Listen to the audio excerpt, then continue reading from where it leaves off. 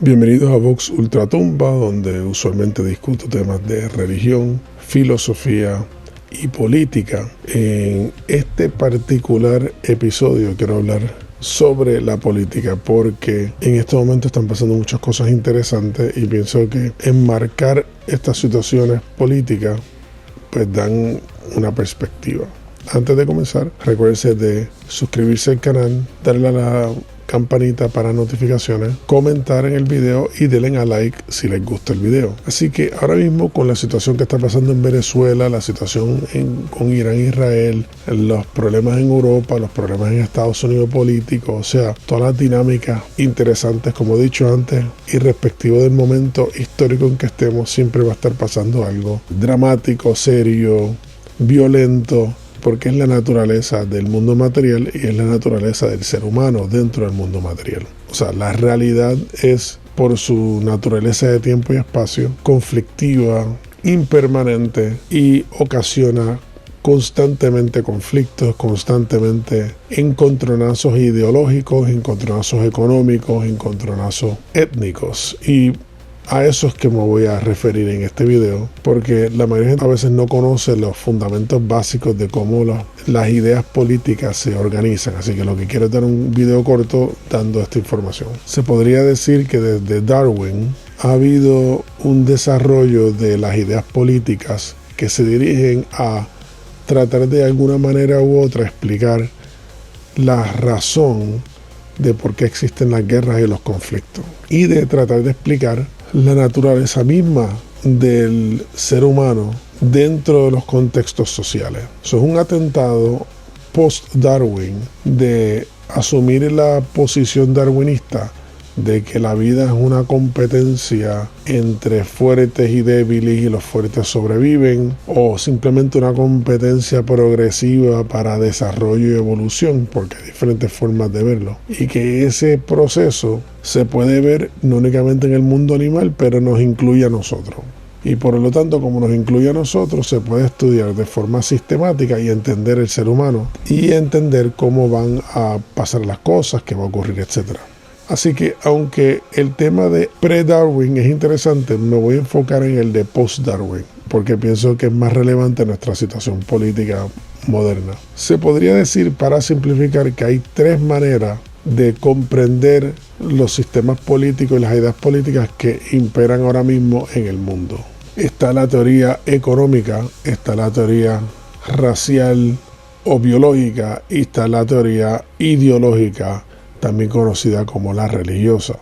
O sea, está la concepción de que tú puedes analizar todas las ideas políticas y todos los elementos sociales dentro de unos parámetros de simplificación. O sea, en otras palabras, podemos simplificar cada problema a una base, a una raíz, y de esa raíz podemos derivar la explicación. Vamos a dar ejemplos pragmáticos. Está la teoría económica. En la teoría económica se plantea que todos los eventos históricos de la humanidad se pueden reducir a un conflicto económico, el que determina y realmente está en la raíz de todos los problemas. Por ejemplo, Adam Smith, que se podría decir el padre del capitalismo, plantea de que a la hora de la verdad todas las situaciones humanas se pueden entender en el contexto de los seres humanos atentando a adquirir bienes materiales, adquirir propiedad, adquirir avances económicos como para adquirir más comida, etcétera, y que esta lucha, esta competencia crea sociedades más avanzadas y mejores. O sea que esa lucha de sobrevivencia darwinista se debe aplicar y entender dentro de un contexto puramente económico, y que los seres humanos se entienden de esa manera, que el ser humano tiene un nivel de egoísmo natural a favor no únicamente del individuo, sino también a favor de su familia y de su grupo. Pero el elemento individual es bastante particular y deriva toda una serie de conceptos que hoy día son asociados con las ideas capitalistas, que son el individualismo, etc. Ese mismo concepto, o sea que todo se puede basar en la economía, Engels y Marx asumen también. Tienen la misma presuposición económica. Todo se puede entender como una lucha de clases. Y esa lucha de clases se basa en un conflicto, en una lucha entre aquellos que quieren monopolizar los bienes de producción, que quieren explotar los bienes de producción, y aquellos que son los que realmente lo producen, pero están bajo el yugo opresivo de una clase. Y este análisis se hace no únicamente dentro del contexto de la industrialización, sino que también se hace en todos los otros momentos: amo y esclavo, terrateniente y sirviente, etc. O sea, el análisis siempre es económico y que el conflicto siempre ha sido económico. Explotados y explotadores. Eso estoy obviamente haciendo una reducción, pero para un video corto tengo que hacerlo así. En ese caso es la misma teoría, es la teoría económica. Todo se entiende dentro de una dialéctica de oposiciones económicas y ambas partes, los capitalistas y los socialistas, están de acuerdo. Es simplemente cómo ellos analizan ese problema y cómo lo quieren resolver. Hoy día, ahora mismo, que hay este conflicto de forma muy abierta, aquellos que abogan por el capitalismo, aquellos que abogan por el socialismo y sus variedades, porque los que abogan por capitalismo solamente están abogando por un capitalismo puro, están abogando por un tipo de híbrido, y lo mismo pasa con los socialistas, que tienen un tipo de híbrido. No usualmente no siempre están abogando por un tipo de marxismo puro, sino un tipo de hibridización. Pero los dos son fundamentalmente teorías económicas de la raíz del problema. La otra posición que es interesante es la posición biológica o etnológica, que está asociada usualmente con movimientos de tercera posición o lo que la gente le llama fascista, aunque eso sería problemático porque ese concepto que ahora se usa como epíteto, igual que la palabra comunista, que se usa de forma de epíteto, tiene un montón de problemas porque no necesariamente todos los grupos que se autoproclamaban de tercera posición aceptaban las premisas biológicas o etnológicas del conflicto. Pero la realidad es que es una idea que todavía existe, y es la idea de que esa base de conflicto no es económica, sino que es racial o étnica. O sea que los grupos étnicos o los grupos raciales constantemente están en conflicto y en guerra uno entre otros por adquirir beneficios económicos, sociales, políticos, dominio, etc. Es la misma teoría, pero en vez de basarse en un análisis netamente económico, se basa en uno totalmente etnológico y biológico, porque la base es de que los conflictos son, a la hora de la verdad, genéticos, intrínsecos en una naturaleza particular de cada grupo, y que estos grupos siempre van a estar en un conflicto revanchista entre ellos para adquirir dominio. Por lo tanto, con ese enfoque, toda situación social se analiza dentro de ese contexto. Si hay un conflicto en un país entre grupos, el análisis automáticamente es la heterogeneidad es negativa, porque crea conflictos entre grupos, y por lo tanto el mejor sistema es un sistema homogéneo, donde no hay grupos diversos que se pueden confligir, sino que cada grupo está separado y puede competir entre ellos sin mezclarse. Ese concepto es otra forma de analizar las ideas de Darwin, porque Darwin realmente plantea de que las luchas son luchas de especies, o sea, en otras palabras, luchas de grupos, no de individuos. O sea, que esta idea individualista en el contexto de Darwin no está presente, porque aunque pueda haber un individuo particular de una especie que hace un cambio o sufre una mutación que es la que engendra toda una diferencia o una nueva rama, sigue estando todo entre un contexto colectivo, de un grupo. Por lo tanto, aquellos que ven el mundo de esa manera, pues lo que hacen es mirar a Darwin y dicen, mira, la razón realmente es biológica. Aquellos que la ven como algo económico dicen, no, la razón es económica porque están compitiendo por recursos. O sea, mi punto es explicar las formas que lo ven. Hay otra tercera perspectiva en esto, y yo le llamo la perspectiva ideológica, aunque usualmente es religiosa, pero pienso que ideológica es buena, que explica ciertas situaciones que la religiosa no necesariamente aplica, a menos que uno estire un poco la definición de religión. En esa, el análisis siempre es que todos los conflictos y toda la raíz de los problemas sociales se basa en conflictos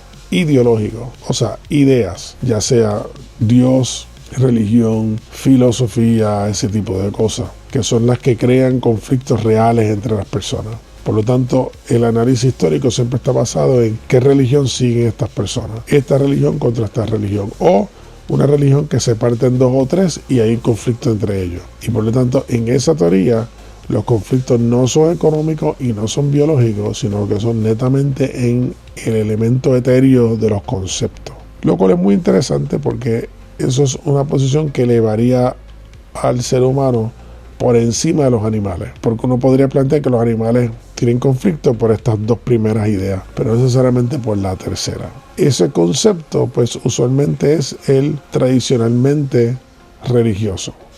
O sea, las personas religiosas analizan todo bajo la matiz de que existe Dios y la relación de Dios con el hombre, o el hombre tratando de llegar a Dios. O sea, esa dinámica metafísica, filosófica, es la que realmente define la naturaleza de todos los conflictos reales. Y que si tú analizas la sociedad de esa manera, puedes entender la sociedad. Y por lo tanto, ya en esa categoría, las luchas no son económicas y no son biológicas. Claro, hay una cuarta posición que hay un filósofo ruso que se llama Alexander Dugin, que le llama la cuarta teoría política, y aquellos que quieran leer algo diferente lo pueden buscar. Pero él trata de hacer una combinación de las tres y trata de plantear que realmente estos son conflictos de civilizaciones. Y cuando él usa la palabra civilización, está combinando de los tres elementos en una idea. Muy atractivo porque obviamente lo que hace es tratar de hacer una síntesis, y esa síntesis pues va a ser atractiva. Yo pienso que esa cuarta posición técnicamente sigue siendo la tercera, porque el concepto civilizacional sigue siendo un concepto ideológico. Tú puedes tener un conflicto que es económico en su base primero, que se desarrolla en un contexto étnico, o una combinación de ambos que lleva a una concepción ideológica, y la lucha entonces se convierte en ideológica. Cuando Rusia está peleando contra Alemania en la Segunda Guerra Mundial, está peleando por razones económicas. Se podría decir que sí en cierto aspecto, pero eso no es lo que motiva a los trabajadores y a todas las clases a luchar. Es el patriotismo. Por eso se llama la Gran Guerra Patriótica. El patriotismo cae dentro de unos elementos que, aunque algunos de la segunda idea étnica dirían que eso es lo que está ahí, también está la tercera idea, que es una concepción ya ideológica, que la gente está luchando por ella, por conceptos, por la libertad.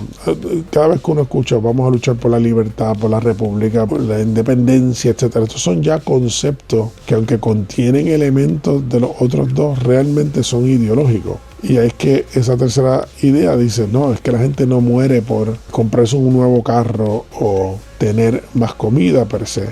La gente lucha en luchas grandes por ideas, por lo más alto. Así que, nuevamente, yo no estoy necesariamente escogiendo una a la otra, aunque yo tengo una inclinación a analizar las cosas diciendo que realmente, a la hora de verdad, aunque todos los elementos están ahí, la tercera usualmente es la que es más poderosa. Porque usualmente una idea llena esos vacíos económicos y étnicos y los combina de una manera dentro de un ideal, el cual entonces ya todo junto crea una motivación para la lucha y para lo que ese movimiento piensa que es el bien, que usualmente hay otro grupo que piensa que es el mal. Porque ahora mismo está Israel-Irán, un lado piensa que está totalmente correcto y el otro también piensa que está totalmente correcto. Y se pueden intercambiar razones de por qué y todas van a ser muy razonables, honestamente. Pero entonces el análisis es objetivo. Objetivamente se puede estudiar estas circunstancias y llegar a una conclusión de quién está bien y quién está mal. Yo pienso que sí, pero primero hay que entender esas tres presuposiciones y de ahí entonces uno puede derivar, porque no todo lo que tiene una etiqueta es lo que aparenta ser. Irán usa el término revolucionario para describir su sistema político, pero a la misma vez es un sistema que es tradicional y conservador. Ellos están justificados históricamente por usar el término revolucionario, porque el término revolucionario se puede usar cuando estás yendo en contra de un sistema que es opuesto al tuyo. Pero lo que es interesante es que el término revolucionario no se asocia con una teocracia, por ejemplo. Lo mismo en Venezuela, que se utiliza el término revolucionario y socialista. Sin embargo, la Biblia siempre está saliendo y la mención de Dios está saliendo, y entonces ese concepto de la teología de la liberación, etcétera, está muy inmerso, que es un tipo de hibridización de ideas, está muy inmerso en el discurso de ese Estado. Por lo tanto, en el discurso de ese Estado, la etiqueta netamente marxista comunista no aplica perfectamente. En el caso de Estados Unidos, que son capitalistas, esa etiqueta tampoco aplica muy bien. ¿Por qué? Porque el capitalismo que hay en Estados Unidos es hibridizado. Es un sistema en el cual no hay libre mercado realmente porque el Estado está constantemente involucrado en el mercado, regulándolo, dirigiéndolo, poniéndole barreras a las empresas privadas, poniéndole permisología para que tengan que cruzar por ella. Y cuando una corporación grande está a punto de caer, el gobierno viene y le da ayuda económica para que no colapse, como pasó en el 2008, por ejemplo. Así que en estos casos de esta índole, donde tú tienes que pasar por todo un proceso de permisología y para colmo de regulación, eso no es capitalismo a lo Adam Smith,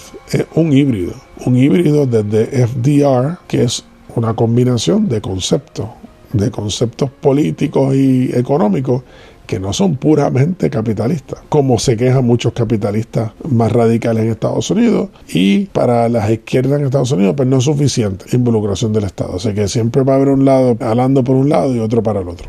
Así que ese análisis sencillo de etiqueta no funciona cuando uno está bregando con unas situaciones complejas. Rusia ya no es la Unión Soviética, aunque en el occidente siempre están acusándolos como si todavía fueran la Unión Soviética, lo cual es absurdo, pero tampoco son un sistema idéntico al europeo, tienen otro sistema que también es un tipo de híbrido. Y ni se diga China y Corea del Norte y Corea del Sur, que también son sus propios sistemas y sus propias cosas. Así que el punto de este video era simplemente plantear estos tres conceptos para que se pudiera pensar de ellos y poderlos aplicar a las situaciones corrientes y no dejarse llevar por mucho de la propaganda que existe, porque hay mucha propaganda de ambas partes y muchos epítetos que se usan de lado a lado constantemente. Yo he escuchado el término fascista utilizado de formas absurdas por ambas partes en estos conflictos. O sea, Irán llama fascista a Israel, Israel llama fascista a Irán.